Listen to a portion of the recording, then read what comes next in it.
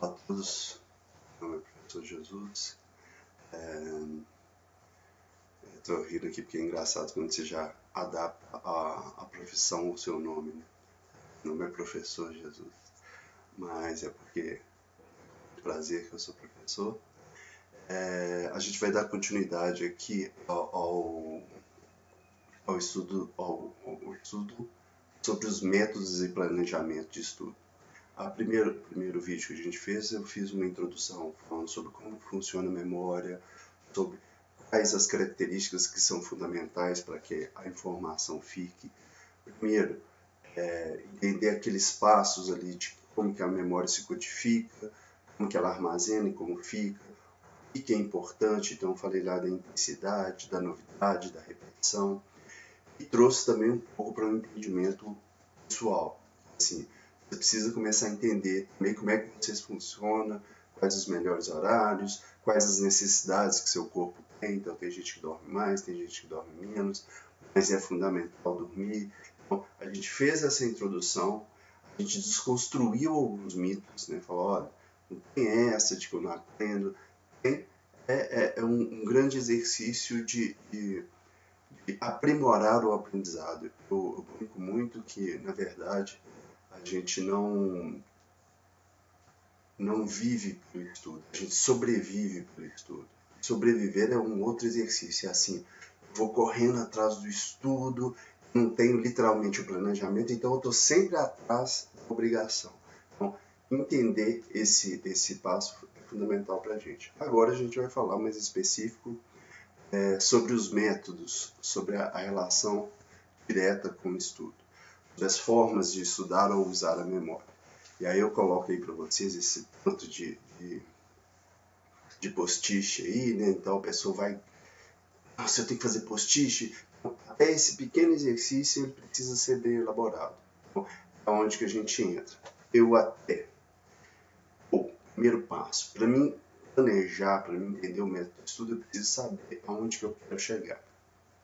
Aí eu vou fazer uma pausa aqui para falar sobre o filme Alice no País das Maravilhas. O filme Alice no País das Maravilhas tem um determinado momento que ela chega lá no Mundo da Maravilha, encontra o gato sorriso, o gato sorridente, e pergunta para ele o caminho que ela precisa ir. Ela está perdida entre várias portas, ela pergunta, gato, qual é o caminho, qual porta que eu entro? O gato simplesmente fala assim, aonde você quer ir? Ela fala, não sei. E aí ele responde com uma obviedade muito grande, ele responde, então, qualquer porta. Para a gente entender o planejamento de estudo, a gente precisa saber para onde a gente quer ir. Esse é o nosso grande passo, saber qual é o caminho que eu vou seguir. Sabendo esse caminho, eu começo a trilhar ele com mais facilidade. Para me fazer um planejamento, eu preciso saber aonde que eu quero chegar, quais os instrumentos que eu tenho. Planejamento é uma coisa que a gente faz o dia inteiro, só que a gente não tem noção. Você vai para a universidade, você tem que planejar horas que eu vou sair do meu trabalho, ônibus que eu vou pegar, o que eu vou levar, qual matéria que eu tenho. Isso é uma organização. Você vai sair de manhã para o trabalho, você tem que pensar como vai ficar meu filho, você tem que dar um redirecionamento, você tem que criar passos para chegar naquele objetivo. Nós fazemos planejamento o tempo todo. Só que a gente acha que estudar não precisa de planejamento. É algo intuitivo, é só sentar lá que vai rolar. Não é.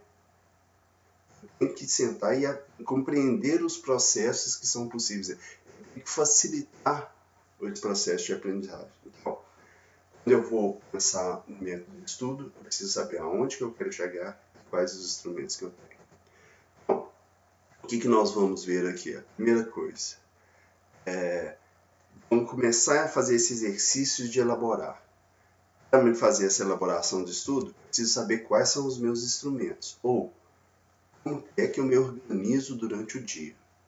Esse quadro que eu exponho para vocês ele é muito legal, porque é isso assim, eu preciso saber durante o meu dia o que eu faço. Por quê? Até para mim organizar esse dia ao meu favor, não eu ao favor do dia. delimitar algumas coisas, delimitar alguns ordenamentos para ficar mais fácil. Ah, eu vou fazendo Deus dará, eu vou sobreviver. Isso é mais complicado. Então eu preciso saber, normalmente, que hora que eu acordo, o que eu faço, qual que é a minha obrigação, eu tenho que sair para trabalhar, eu não tenho. O que eu tenho dia após dia. Isso é um exercício inicial, que é, preciso saber quais os instrumentos que eu tenho. Inclusive, aonde que eu posso me reorganizar com esses meus instrumentos. Aí a primeira coisa, você vai encher esse plano de estudo, esse organograma aí, e lota tudo. Ele fala, nossa, eu não tenho tempo para nada, não sei o quê. Compreender essa organização é até saber aonde que você pode investir, aonde que você pode reduzir alguns horários, aonde você pode organizar. É colocar aqui nesse plano de estudo horário para descansar. Fala, não, esse horário aqui eu tenho que descansar, eu tenho que ficar de bobeira. E aí a gente vai falar sobre descanso, que é algo fundamental, né? Se eu não descanso, meu cérebro não vai funcionar com muita qualidade. Eu preciso achar dentro desses horários.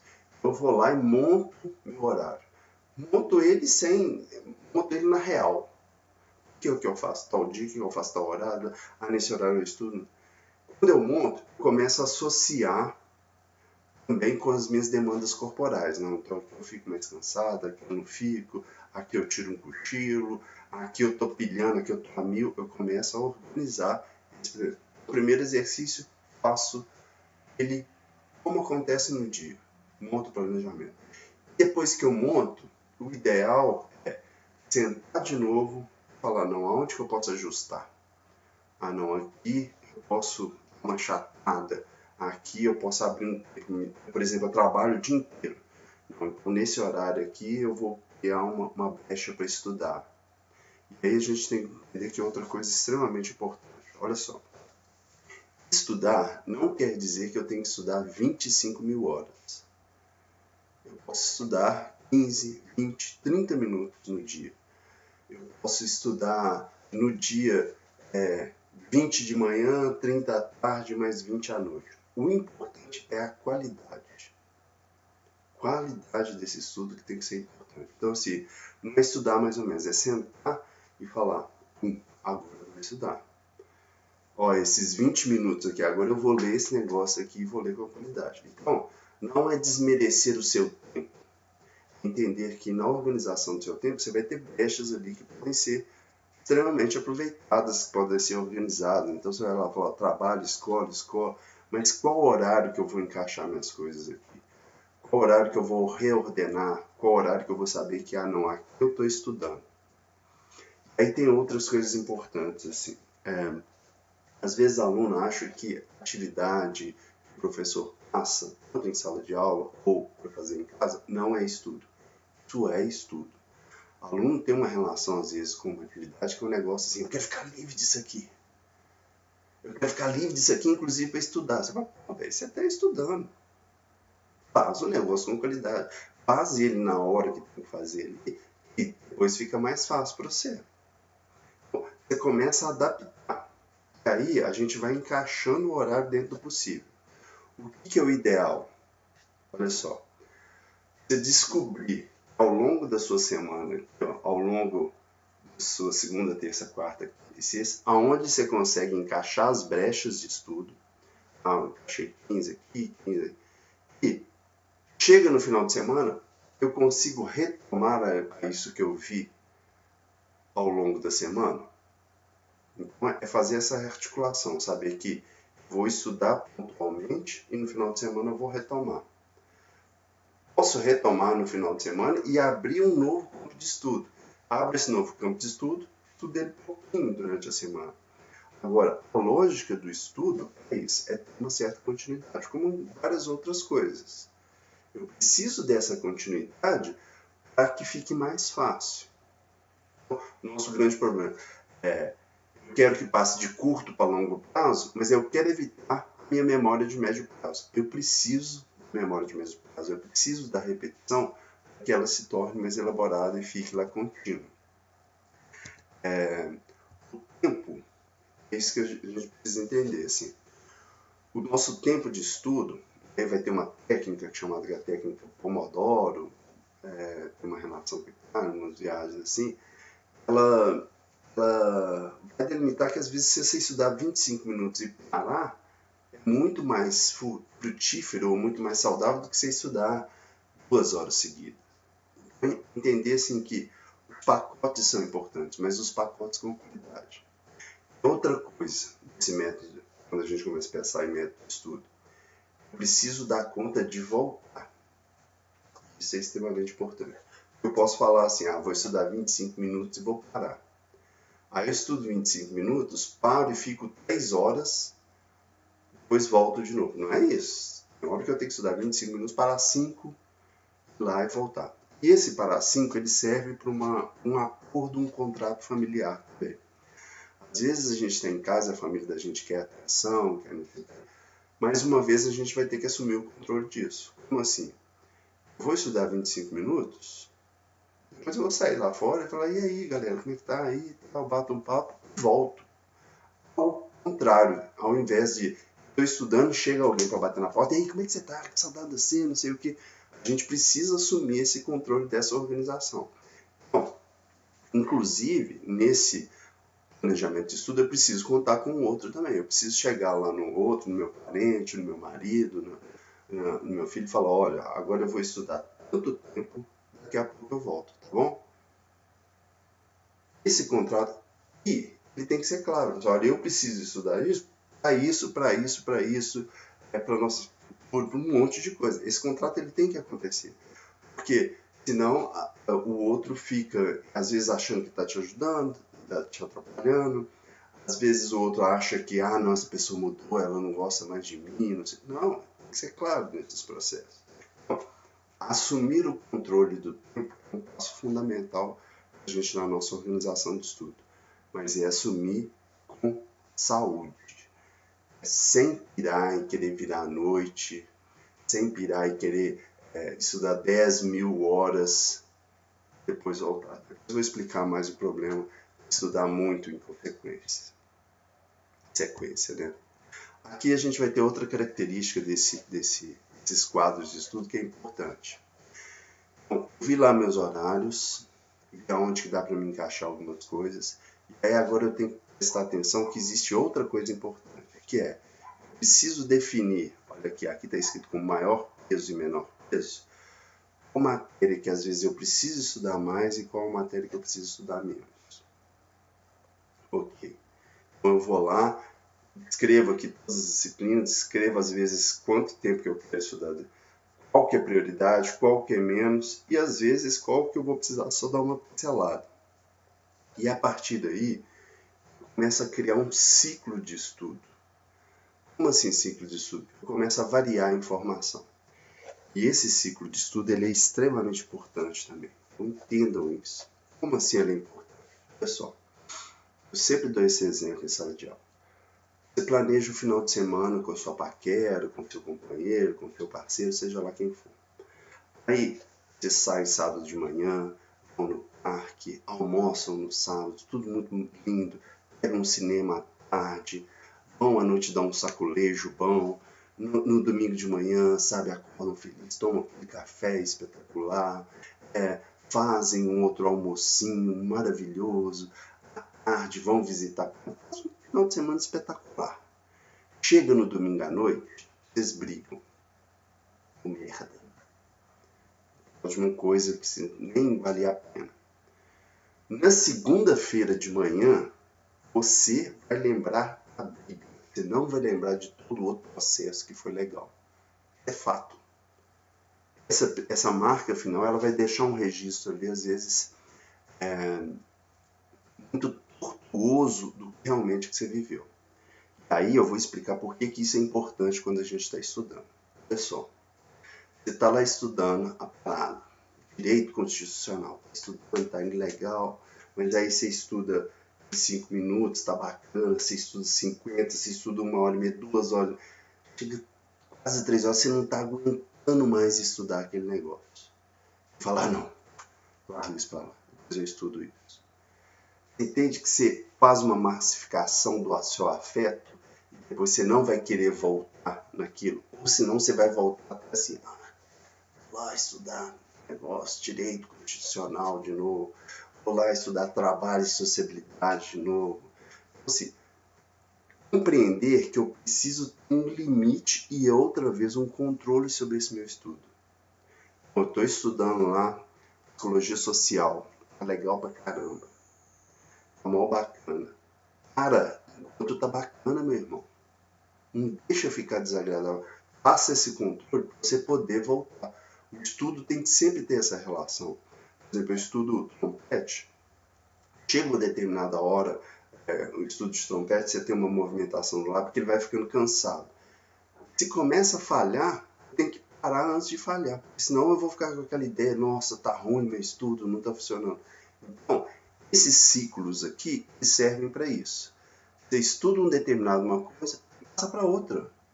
Até para o seu cérebro ficar algo inovador naquilo ali, passa para outra. Você vai fazendo esse exercício de mudar. Bom, esse plano aqui, às vezes, ele cai muito bem no final de semana, que você tem mais tempo, mas é isso, assim, é na organização possível do tempo. Ou, esse plano de estudo aqui, ele pode também entrar ao longo da sua semana, você vai ter variações do estudo, mas ele serve para te ajudar.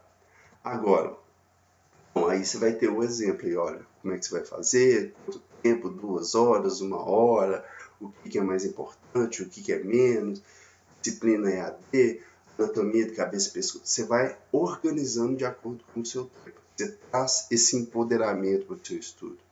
Você não deixa o estudo tomar conta de você. Essa relação do afeto ela é fundamental. Você tem que ter prazer com o estudo. E aí você vai delimitando essa relação do prazer.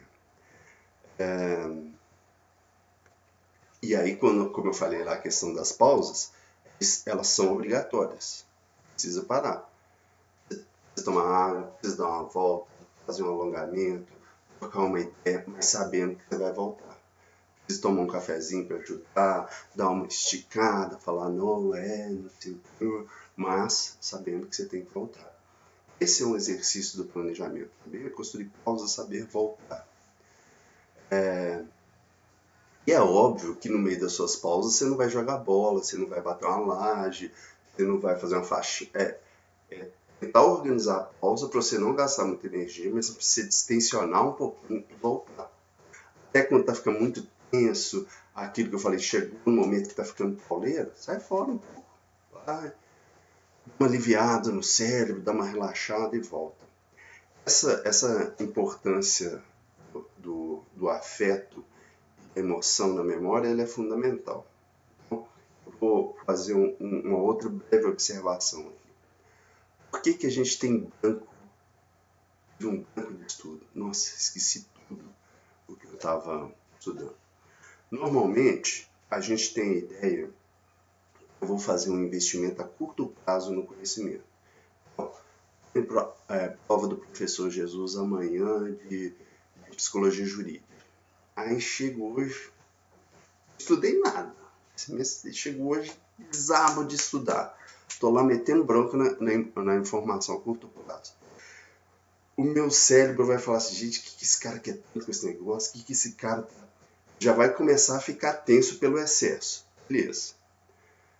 Aí, você vai lá, estuda até 4 horas da manhã e tem prova amanhã 8 horas da manhã comigo. Chega lá na sala de aula, aquele clima tenso, né? Tá todo mundo lá com o olho esbugalhado, morrendo de medo da prova, para daqui. Seu cérebro já vai falar assim, não, velho, tô ruim. O que está acontecendo aqui, né? Você cortar assim a tensão no ar, assim. Seu cérebro ele vai tomar uma medida, às vezes, que a gente fala que é contra a gente, mas é uma medida quase de defesa, ou a gente chama de mecanismo de defesa. Você senta lá na prova, isso, com uma informação pueril, é de curto prazo, tentando resgatar e fazer conexões dessa informação. E não se tornou nem de médio nem de longo prazo. Você senta lá desesperado. Seu cérebro vai falar assim, velhinho, vou pagar essa piração aqui desse negócio que esse cara está tentando estudar, ver se ele relaxa. Aí você senta lá, esquece tudo. Você fala, nossa, é branco, não lembro. Você sai da sala, a informação volta. Por que ela volta? Você sai da sala, você relaxa, a informação retorna. Então a gente tem que entender que eu preciso trabalhar uma relação emotiva, de uma relação cuidadosa com o estudo. Então, eu preciso evitar, inclusive, esse esforço intenso de estudar e estudar, achar que a resposta para amanhã, é saber que ela é gradual e está lá no processo de construção. Então, é preciso ter pausa, é preciso saber que é um investimento a longo prazo que você está construindo. No dia de estudo, você vai ter aí algo mais breve ainda lá. Você pode até criar uns tiquezinhos ali de quanto tempo que você parou. Você tem uma outra instrumento aí para usar na hora que você for estudar especificamente. Outra característica importantíssima na relação de produtividade, que às vezes parece besta, é sobre a culpa em relação ao estudo. As questões das emoções, elas são muito presentes. Como assim? Eu não estou produzindo bem no estudo. Só que às vezes a gente, na nossa não organização, a gente gera muito mais ansiedade e estresse em relação ao estudo do que condições de produção. Por exemplo, olha só, você senta lá para estudar, coloca uma pilha de livro, você tem que estudar aquilo tudo ali. Fala, não, eu preciso estudar, isso aqui é fundamental. Seu cérebro, ele é um ente lá poderoso, ele vai olhar para aquilo e falar, isso, meu irmão. Mas vamos lá, né? Vamos estudar. Né? Você começa a estudar, ele ainda está olhando meio de cabreira lá, falando, E aí, de acordo com as condições de estudo, você consegue estudar só um textinho desse que está encostado aí. Você estudou esse um texto, mas o seu cérebro, a sua organização subjetiva vai ficar falando, nossa, mas ainda falta um monte de coisa. Mas eu ainda não dei conta de estudar muita coisa. Nossa, eu não fiz. Começa a gerar uma culpa em relação ao que você não fez. A culpa se torna mais forte do que a sua produção. Bom, essa relação do estudo, eu preciso entender que eu preciso produzir um espaço, um ambiente de produtividade. Eu preciso me organizar com poucas coisas.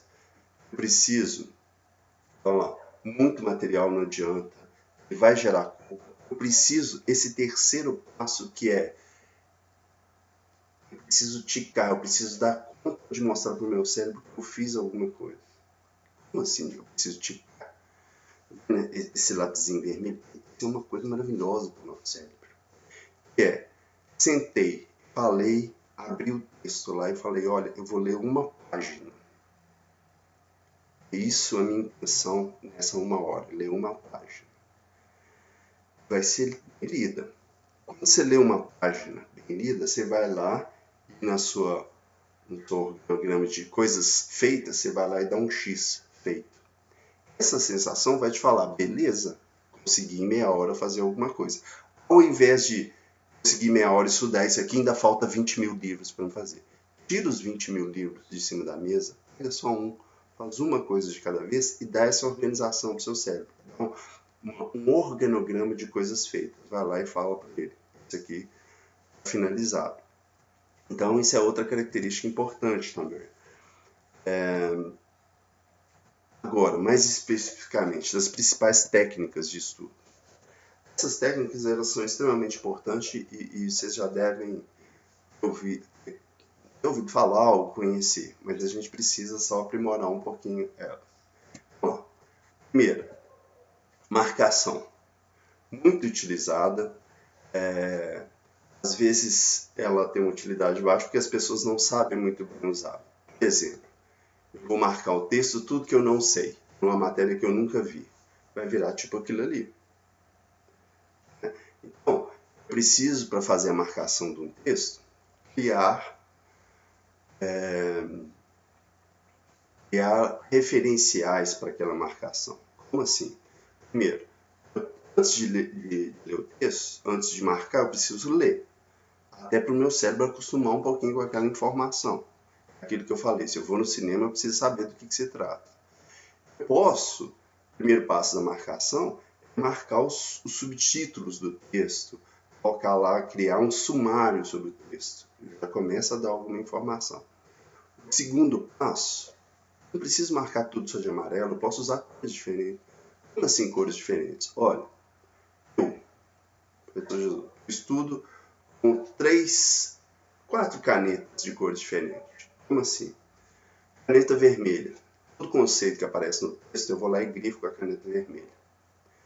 Segunda, caneta verde. Todo nome de autor eu vou lá e grifo de caneta verde. Terceiro, caneta azul. Toda data eu vou lá e grifo de caneta azul. Quarto, caneta amarela. Algum conteúdo, alguma frase que eu acho importante. Então, para que serve isso? Para quando eu voltar no meu texto, o meu cérebro já identificar e falar, ah, não, aqui. Eu preciso ler tudo. Já tenho informação mais organizada. Eu já criei uma legenda no meu cérebro.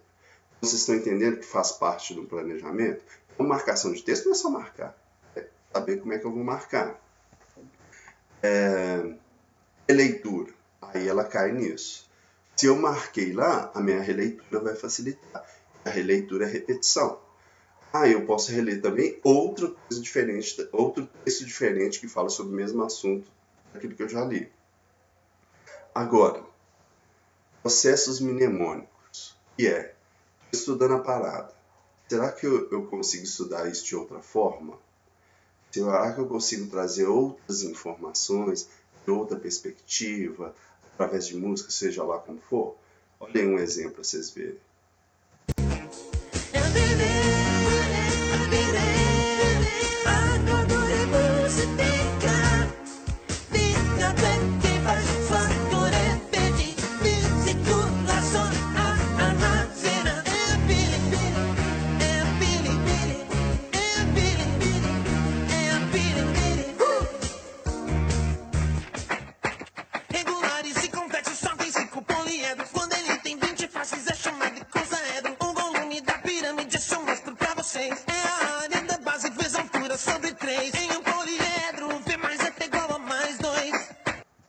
B mais F é igual a mais 2. Para que servem essas estruturas, essas técnicas mnemônicas? Para ajudar o teu cérebro com mais informações do campo da novidade, informações do campo da possibilidade de releitura daquilo de uma forma mais qualificada. Outra coisa que a gente tem aí fundamental é os mapas mentais, que é eu vou construir um resumo com palavras básicas e desenhos. Eu vou colocar algo no centro, que talvez é o título, que talvez é o tema. Vou criar uma construção circular de informações. Eu vou partir fazendo definições ali. Eu vou criar um que também serve para a informação ser retomada mais rapidamente. Aqui tem uma coisa. Professor, vale eu pegar o mapa mental que alguém já fez na internet? Pois é. O problema é que esse mapa mental que alguém fez, ele investiu a energia dele lá, ele fez uma seleção e construiu do jeito dele. Quando você faz isso, tem muito mais empoderamento do que você pegar alguma coisa pronta. Inclusive, tem muito mais entendimento. Porque o cara pode ter feito baseado no estudo dele, na lógica dele. Então, o ideal é você fazer um mapa mental. É a mesma coisa de slide. Às vezes, um professor pega slide de outro e vai falar, pô, não consegui entender a linha de raciocínio que o cara construiu aqui. Eu posso até encaixar a minha, mas o ideal é a gente mesmo produzir. Resumo. Quer dizer, às vezes tem uma utilidade baixa porque as pessoas não sabem fazer resumo, não preferem copiar. Então, é entender que a tarefa em si, ela ajuda na constituição do conhecimento. É fazer um resumo para valer, velho. Sabe? É falar lá, o que eu entendi? Eu tenho dificuldade de fazer resumo. Eu faço primeiro tópico, do tópico vai construindo frase com aquilo ali, ligue as frases umas nas outras. Pronto. Você já desenvolveu um resumo mais qualificado aí. Interrogação elaborativa. É uma técnica de utilidade, às vezes, mais elaborada, mais contínua no campo da ciência, que é você consegue questionar aquilo que você está lendo? Você entendeu? Então, questiona aquilo. Questiona como se fosse outra pessoa, questiona como se fosse o professor, para ver se você consegue criar saídas. A ideia do conhecimento é não é decorar, mas é criar um arcabouço para você produzir coisas novas. Você cria lá uma base e a partir dessa base constrói coisas novas. Essa base que eu tenho aqui, se vier novas perguntas, eu consigo sair? Então é uma interrogação elaborativa. Outra que aparece aqui para a gente, autoexplicação. Então, dá aula para você. Apresente para você mesmo no espelho, ou apresente para alguém da sua casa. Eu sempre falo que minha mãe sofria, tadinho. Que eu chegava em casa na época da graduação da psicologia, ficava lá repetindo as coisas para ela. Ela não entendia nada, mas ela ficava lá. Então, assim, essa autoexplicação pode ser feita diretamente no espelho, mas ela pode ser feita num exercício ali de... Se eu tivesse que dar aula disso aqui, eu conseguiria? Até aonde que eu iria nisso aqui? É uma ótima forma de estudo. Porque você tem que construir a linha de raciocínio para essa autoexplicação. O estudo intercalado a gente já viu lá naquele círculo lá que a gente fez do plano de estudo. Teste prático. Pois é, chega uma hora que tem que testar. Não só fazer uma cronograma, eu usei essa imagem lá, mas eu preciso testar esse conhecimento. Então eu preciso fazer exercício, eu preciso ver se eu já tenho uma flexibilidade com esse conteúdo aí, ou colocar ele em prática através de estágio ou outras coisas. E começou a estudar, não para, não quebre a corrente, continue. O estudo e o uso da memória, ele é um exercício que precisa de continuidade. Um exercício acadêmico, nosso cérebro também precisa de continuidade. Às vezes as pessoas têm a ilusão de que os estudantes, a galera que faz concurso de memória, eles nasceram com dom. Não, é aprendizado e continuidade. É um exercício lá de começar e repetir, criar hábito. Isso é o exercício do conhecimento, que facilita muito lá para frente. Então, não quebre a corrente, continue, transforma essa memória em curto. Com esses exercícios no processo de médio prazo, ela vai para longo prazo com muita facilidade. Entendeu? Você vai ter também alguns aplicativos que vão ajudar na organização do estudo, que você pode procurar, como o Evernote e outros tantos. E é isso, assim, exercitar, estudar é algo fundamental, mas pensando que é algo contínuo, não é algo mágico, que eu aperto o botão e agora eu fiz, eu sei. É algo contínuo, é algo de uma elaboração aí, ok? Desejo a todos boa sorte aí nos seus planejamentos de estudos, nas suas técnicas. Não desistam, não quebrem a corrente e continuem estudando. Continue a nadar, continue a nadar. Abraço.